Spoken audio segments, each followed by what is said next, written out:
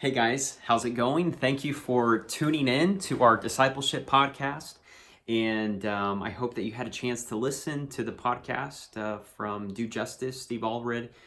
This week's was Black in America in 2019. And so before we begin, let's have a word of prayer. Father God, I just thank you for this opportunity to have this conversation. And not just to have this conversation, but also to see what Scripture says about it and how we can grow from this experience. And so I'm just thinking of that verse in the book of Acts where it says that you have made all nations from one man, from one blood. You have created all the nations of the earth. And so, Father, I just pray that you may show us how we can be able to walk together as we move forward. And we ask these things in Jesus' name. Amen.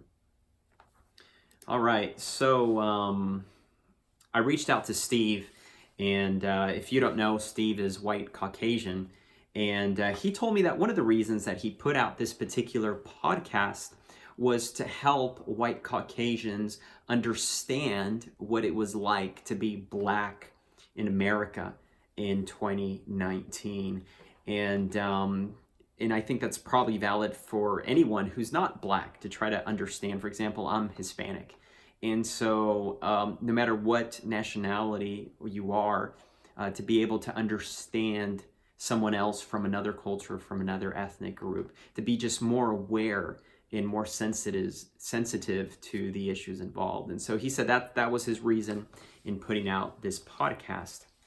And he also, shared with me a little bit more that he said, because I was white Caucasian, I kind of grew up in this bubble, and I never experienced racism. I never experienced discrimination. For me, the world was fine, and I thought the world was fine for everyone else. So I want to start with this question for you guys. Have you ever experienced racism or discrimination? If so, tell us about it, how it happened, and how you felt about it. So that's a question, feel free to comment. Have you experienced racism or discrimination? If so, tell us about it, how it happened, and how you felt about it. Personally, as I'm thinking about my own experience, I am Hispanic. My dad is from Colombia, South America. My mom is from Honduras. And to tell you the truth, I don't know that I have ever experienced racism. Maybe I have, and I just didn't realize it or experienced any form of discrimination. But I have had friends who were Hispanic, and they looked a little bit, I guess, more Hispanic than I do, whatever that means. They were darker complexion. I'm not sure. And they have experienced discrimination, and they've experienced racism. And so I'm sensitive to those issues. So have you experienced racism or discrimination? If so, tell us about it and how it happened and how you felt about it. Okay, well, jumping into the podcast then.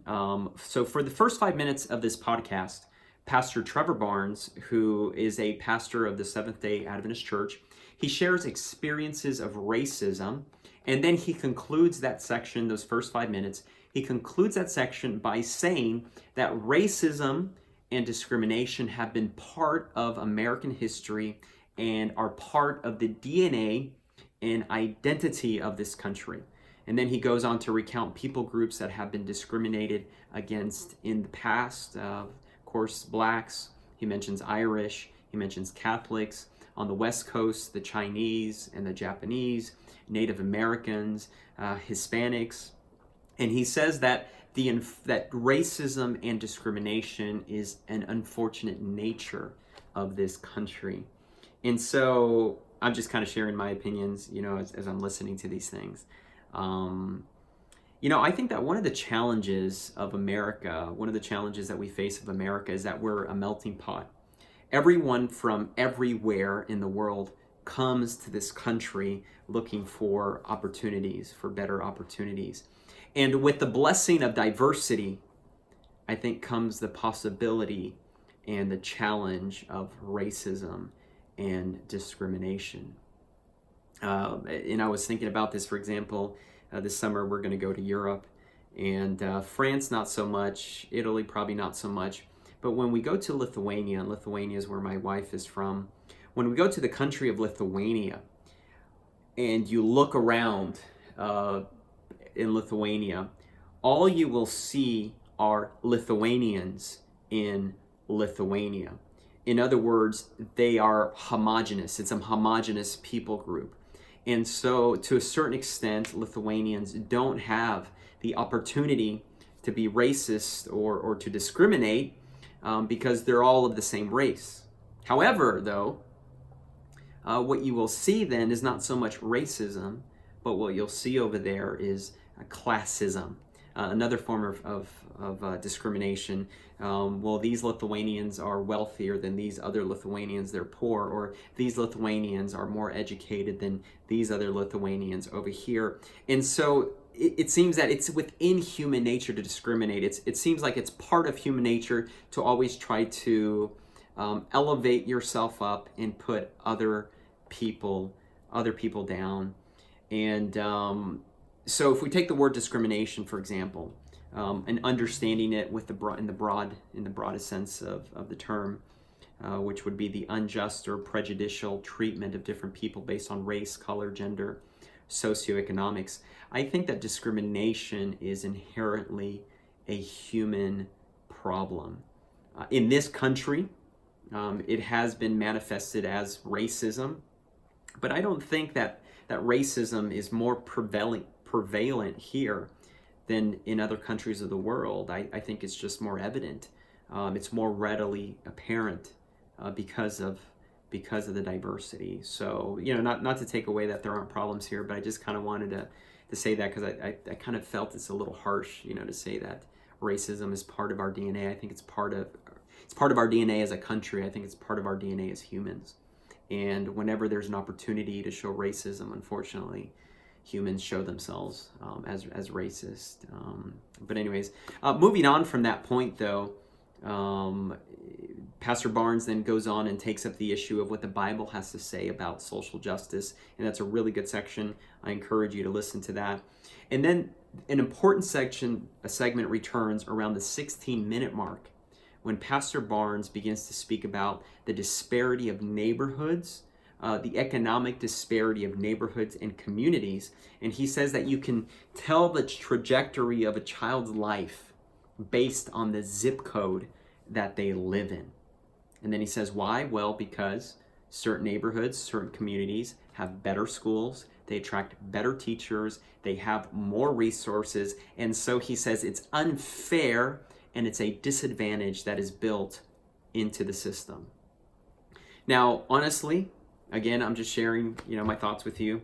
I struggle with this one because my mindset is, well, if you live in an area where property values are higher, and because of the higher property values, you pay higher taxes, I think you should expect better services, better roads, better schools, better parks, better resources, better libraries, etc.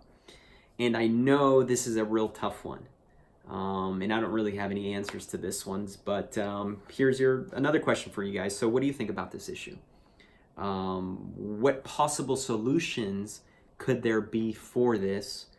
And if there's any teachers out there that are listening to this, I'd love to hear from you about that just disparity between communities and neighborhoods and the relationship of property values with taxes and the services that the government provides. What do you think about this issue? All right. Now, closely related to the subject, Pastor Barnes will mention the subject or the issue of gentrification. And I struggle with this one too. I have mixed feelings about gentrification.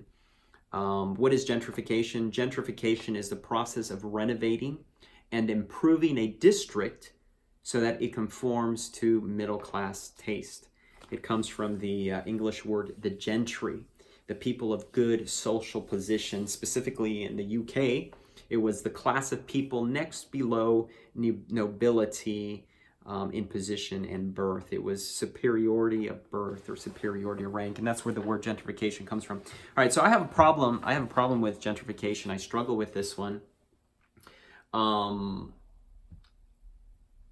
Because, the truth is that once a neighborhood is gentrified, we all love it. And we all like to hang out in that place. And that place becomes the hip place. to hang out. We go there and we enjoy it. Gentrification is taking place right now in Jacksonville, downtown, in the Riverside community, where they're building new apartment buildings and they're building in stores. And when you go there on the weekend or on any given night, you have all these people, all these hipsters with mustaches and beards hanging out there, and the young people, and that's where they want to hang out. I mean, come on, honestly, who wants to hang out here on the west side on the Normandy Street, just right by our church, right? No one wants to do that, but Riverside, that's the hit place. Brooklyn, that's where we want to live. That's where we want to be. So I struggle with that. I struggle with gentrification. I understand the problems with gentrification, and that is that those who once lived there, who have been longtime residents in those communities, when the neighborhood starts being redeveloped, their property values go up. They can't afford the property taxes anymore, and then they're forced to move somewhere else, or forced to sell and move somewhere else. So what do you think about gentrification? What are your thoughts? I'd love to hear it. All right, moving on. Now, something else that Pastor Barnes mentions, which was new to me, was the concept of redlining. And that is being priced out of neighborhoods. And I'm sure there's more to it than I'm aware of. I'm sure it's more involved than just a simple understanding of being priced out of neighborhoods. And so please help educate me on the details of this, because on one side, I do feel that certain neighborhoods should cost more than others. And if people can't afford that neighborhood, well, they need to move to a place that they can afford. In my case, I'd love to live, we live here in Jacksonville, but I'd love to live in Ortega, or I'd love to live in Ponte Vedra or Nocatee, or where's that, Julington Creek or Bartram Park, right? I'd love to live there, but I'm priced out of those neighborhoods. I can't afford to live there. And so I live on the west side of Jacksonville. And, we try to find something nice. We try to find something that was within our means, within our income, something that we could afford. Something within our price range where I'm not house poor. And so, we live in Orange Park on the west side of town.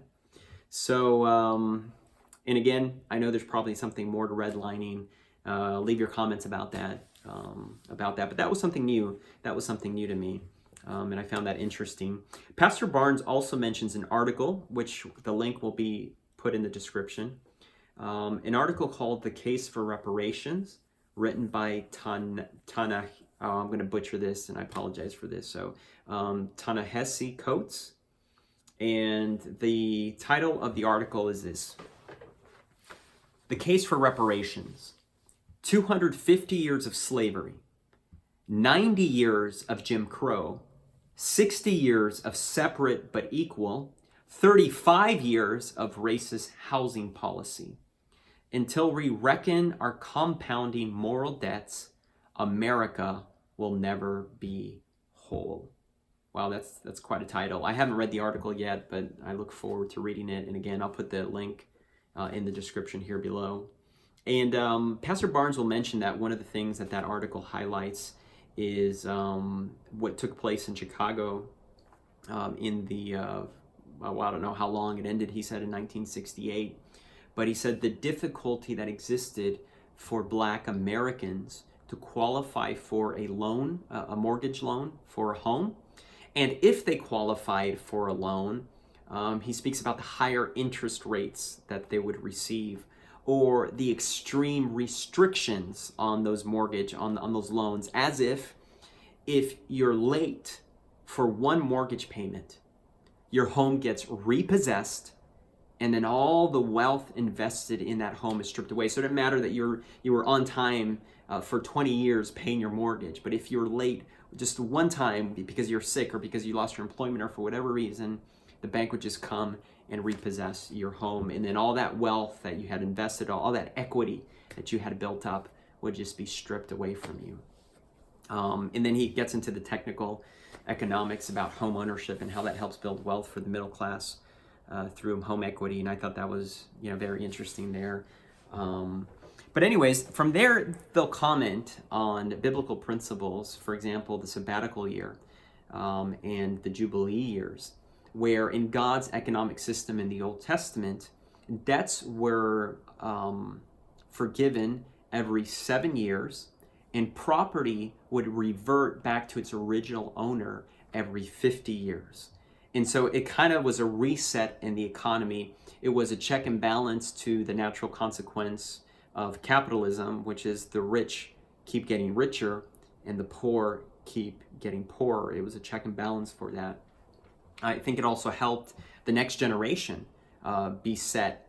And, I'm thinking right now one of the big issues with our current generation with millennials is that I was reading an article that says that millennials were the most educated of all generations before us, and financially we're the generation that is the most in debt.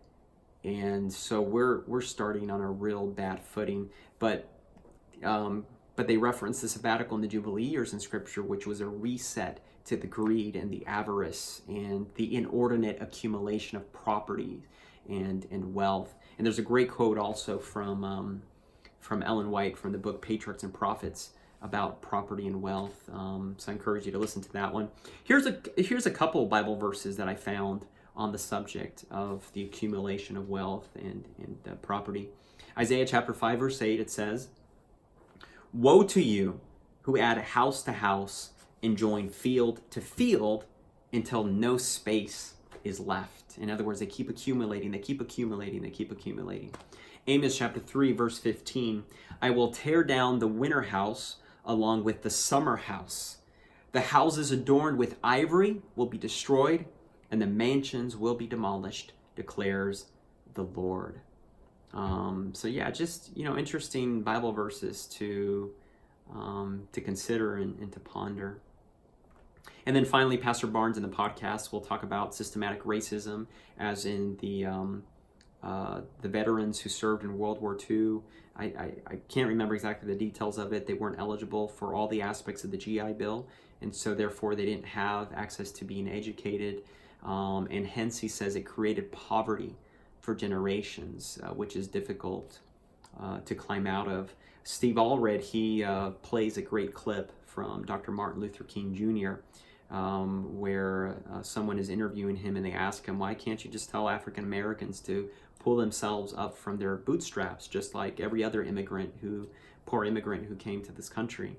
And Dr. Martin Luther King Jr. responds and he says, "Well, it's a mighty cruel thing to say to someone who doesn't have any boots to pull himself up by his bootstraps." And there's actually more to that, but it's a great quote.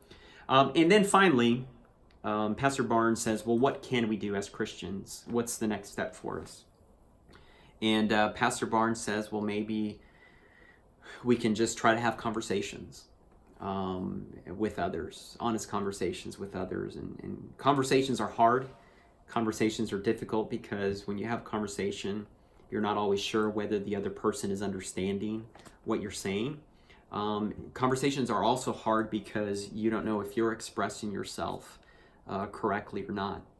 And so conversations can be messy, but he says, hey, let's have an honest conversation. And so that's kind of what this is about here, just having a conversation.